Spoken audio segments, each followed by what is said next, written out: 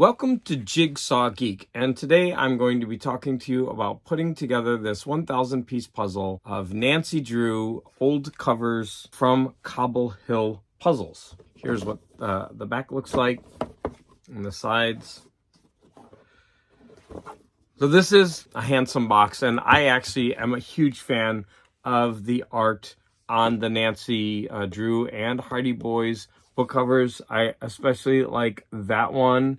So this might actually send me down a rabbit hole of buying a couple of these books and reviewing them on my other channel, Garage Geek. The reason I picked this puzzle is in my haul video, 2 people had mentioned that they would like to see me put this one together. So this puzzle jumped the queue. Now, the reason I didn't really want to put this one together at this time is because I had just recently done a collage puzzle, and that was the national parks. And I thought, well, I'm going to probably be using the same type of techniques, and that turned out to be true. But this was a lot of fun to put together. And in fact, the puzzle that I'm putting together right now is also a collage puzzle. What makes these puzzles different from other puzzles is that you have all these little pictures within a larger picture, and so in some ways, it's a lot easier, but in other ways, it's difficult. I tackled this first by doing the edge. And then next, I started putting together the titles. And then finally, I started putting together the lines.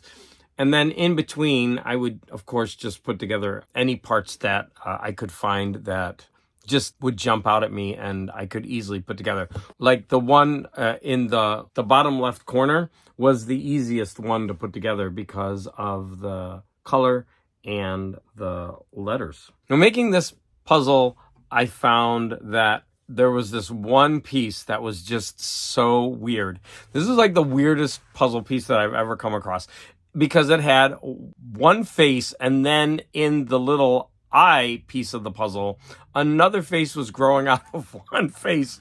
It was very Lovecraftian. So when I put this puzzle together, I found out that there were 3 pieces missing. I'm going to talk about that in a little bit. But of course, one of the pieces that were missing was right next to that puzzle piece. So I never got the satisfaction of connecting that second face to a head. And so it stayed that way. As you can tell from the name of this video, I called this Nancy Drew and the Mystery of the Missing Pieces, because I bought this puzzle used, and so far all of the puzzles that I got from the person that I bought them from have had all the pieces, but this is the first time that there were 3 pieces missing. And I thought maybe my dog knocked some pieces somewhere and I didn't know about it. Maybe while I was at school, one of the cats jumped up, although I have it in a room with the door closed. And so I don't know what happened. I don't know if it was me or if it came that way. But in any event, this puzzle is incomplete. And it's a shame because this puzzle has really nice art on it. If there's ever a time where I can do the puzzle mending, I've seen videos online where people, they draw it out and color it and they put in their own pieces. It's not perfect, depending on your art and the colors that you can match up, but it's better than having missing pieces. So in the end, what I'm going to say is that I looked, and this is still available from Cobble Hill. And this is a wonderful puzzle to put together. I thoroughly enjoyed doing this puzzle. I loved the nostalgic art on this. Now, I myself have never read any of the Nancy Drew books, but I might purchase some this summer and review them just to see if they would be entertaining to adults now, even though that these are definitely children's books. So finally, what did I learn while making this video? So I learned that I have to get my puzzle videos to be less blurry.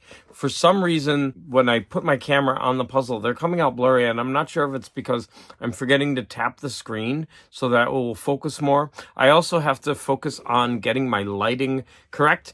And as you can see in this video, I used a green background, and I don't think that was beneficial in doing this puzzle. So I actually took a sheet of corrugated plastic that I always use, and I cut it to the size of the table, and I put that in my puzzling table. And so hopefully that white background is going to look much better when I'm doing the puzzles. So like always, I want to thank all of you for the support, and any comments that you make are definitely greatly appreciated.